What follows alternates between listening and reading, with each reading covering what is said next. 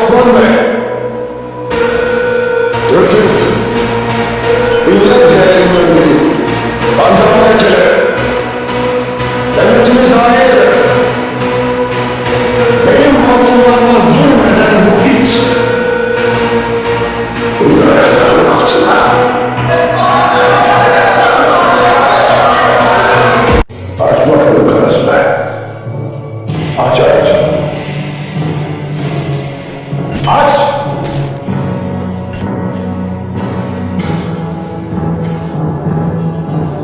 Bu ne vaziyettir Osman? İşte bu.